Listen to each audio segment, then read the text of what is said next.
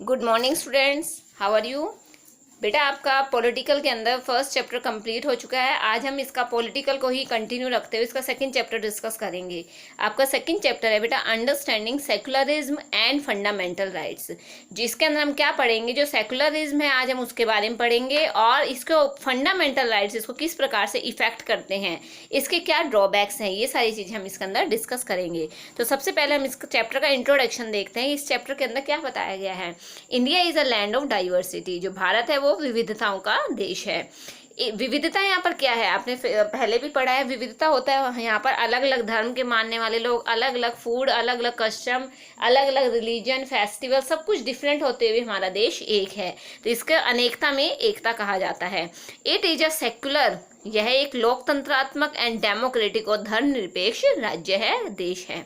Is it clear. अब है इसका सेकुलरिज्म। देखिए सेकुलरिज्म क्या होता है। Everyone is free to follow any religion. Secularism होता है बेटा प्रत्येक इंसान जिसने भी इस देश की धरती के ऊपर जन्म लिया है वह फ्री है, वह आज़ाद है टू फॉलो एनी रिलीजन, वो किसी भी धर्म को अपनाने की उसे स्वतंत्रता है। ये अधिकार उसे संविधान की तरफ से, कॉन्स्टिट्यूशन की तरफ से उसे दिया गया है कि उसके साथ किसी भी प्रकार की कोई जोर जबरदस्ती नहीं होगी, उसे फोर्स नहीं किया जाएगा। वो जिस भी धर्म को अपनाए वो उस धर्म को फॉलो कर सकता है, उस धर्म को वो अपना सकता है। यही सेकुलरिज्म कहलाता है। Is that clear. हमारा जो देश है, हमारा भारत है, वो कैसा है, सेकुलर कंट्री है। अब आता है बेटा आपका नॉन सेकुलर स्टेट। अब देखिए नॉन सेकुलर स्टेट क्या होता है, ये बिल्कुल इसका अपोजिट है। इट मीन्स दैट, इसका अर्थ है these states have a specific reason. इन स्टेट का अपना अलग से एक रिलीजन होता है, अपना अलग से एक स्पेसिफिक धर्म होता है। These states blindly follow teachings of a particular religion. और ये जो स्टेट्स होते हैं वो ब्लाइंडली होते हैं, आंख बंद करके इन रिलीजन को, इन धर्म को अपनाते हैं और इन्हें आगे अपनी लाइफ में अपनाने की, इन्हें आगे फॉलो करने की कोशिश करते हैं।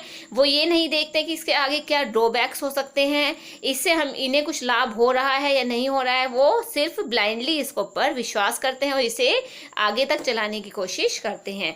तो इससे कुछ ड्रॉबैक्स निकलते हैं। देखिए ड्रॉबैक्स क्या है। ड्रॉबैक्स ऑफ नॉन सेकुलरिज्म, जो ये नॉन सेकुलर स्टेट्स हैं, जो नॉन सेकुलर स्टेट के रिलीजन को अपनाते हैं, उसके कुछ ड्रॉबैक्स हैं, उसकी कुछ कमियां हैं। तो वो क्या कमियां हैं। फर्स्ट है ऑपरेशन ऑफ माइनॉरिटी। यहाँ पे ऑपरेशन वो ऑपरेशन नहीं है, डॉक्टर वाला ऑपरेशन नहीं है। ये ऑपरेशन होता है दमन करना या किसी चीज का पतन कर देना, किसी चीज को दबा देना।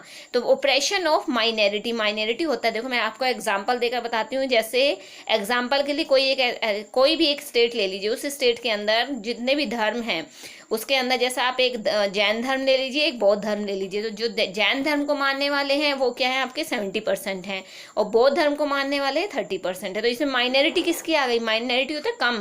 तो न्यूनतम मतलब कम किसकी संख्या आ रही है, बौद्ध धर्म वालों की। कितनी आ रही है, 30%। तो उस कंडीशन के अंदर जो माइनॉरिटी है, जो कम धर्म, जिसका रेशियो कम आ रहा है, उन पीपल को दबाने की, उनका दमन करने की कोशिश की जाती है। उन्हें फोर्स किया जाता है कि आप लोग भी क्या है, जैन धर्म को ही अपनाइए। तो ये आपका होता है बेटा operation of minority. Is that clear. आगे सेकंड पॉइंट है dominance of religion related to strife या कॉन्फ्लिक्ट। डोमिनेंस होता है कि जो जिस धर्म को मान रहा है, जिस धर्म से वो रिलेट कर रहा है, वो उसके ऊपर हावी हो जाता है। जिस भी धर्म को वो मान रहा है वो उसके ऊपर हावी हो जाता है, वो उसे दबाने की, उसका दमन करने की कोशिश करता है। और इसी वजह से वहाँ पर उन सभी, वहाँ पर उस कंडीशन के अंदर वहाँ पे क्या होता है, कॉन्फ्लिक्ट आ जाता है, यानी कि आपस में झगड़े वाली कंडीशन नौबत आ जाती है। नेक्स्ट है the minority will be enable to practice its religion the way it wants to. इसके अलावा जो माइनॉरिटी है, यहाँ जैसे मैंने आपको अभी एग्जांपल दिया था, बौद्ध धर्म को मानने वाले लोग हैं, वो क्या है, वो अनेबल हो जाते हैं, मतलब वो इस योग्य नहीं रहते हैं कि वो अपने धर्म को अपना सकें, और वो इसे जो दूसरा धर्म है, जो जैन धर्म है, वो उसे अपनाने के ऊपर मजबूर हो जाते हैं। उन्हें मजबूरी में आकर अपने धर्म को छोड़ना पड़ सकता है, अपने धर्म का दमन करना पड़ सकता है, अपने धर्म का त्याग करना पड़ सकता है। तो ये भी इसका क्या है, एक ड्रॉबैक है। It causes discrimination which is against the principles of democracy. इसके अलावा यह डिस्क्रिमिनेशन होता है भेदभाव, इसका एक कारण है भेदभाव। Which is against the principle of, इसके अंदर क्या है, जो अलग अलग कम्युनिटीज बन जाती हैं, अलग अलग समुदाय बन जाते हैं, उनके बीच में आपस में क्या है, भेदभाव आ जाता है, तनाव की स्थिति आ जाती है। सब अपने अपने धर्म को श्रेष्ठ दिखाने की, अपने धर्म को सबके सामने ऊंचा दिखाने की कोशिश कोशिश करते हैं और इसी बीच क्या उन सभी के अंदर तनाव आ जाता है, वो एक दूसरे को क्या है नफरत की दृष्टि से देखने लग जाते हैं और जो ये सारी चीज़ें क्या हैं डेमोक्रेसी के अगेंस्ट हैं, डेमोक्रेसी के खिलाफ हैं। So such a state can't be termed as a democracy, और इसीलिए जिस स्टेट के अंदर ये सारी नॉन सेकुलरिज्म वाली कंडीशन आ जाती हैं उसे क्या है हम डेमोक्रेटिक कंट्री या डेमोक्रेटिक स्टेट नहीं कह सकते। तो ये आपका बेटा आज का था, जितना ये हाफ चैप्टर था, यहाँ तक समझ में आया है। ये जिसका अंदर मैंने आपको जो जो पॉइंट्स बताए हैं ये आपको सारे अच्छे से फिर से इसको अंडरस्टैंड करना है, रीड करना है, और कुछ प्रॉब्लम है तो आप मुझे इसके बारे में बताओगे। ओके, अब मैं आपको बेटा जो क्विक रिवीजन फर्स्ट है उसकी क्लिक भेज रही हूँ और उसका सॉल्यूशन भेज रही हूँ। आपको वो क्विक रिवीजन फर्स्ट अपनी फेयर नोटबुक के अंदर उसे देख देख कर फेयर नोटबुक में नोट डाउन करना है। Okay, thank you.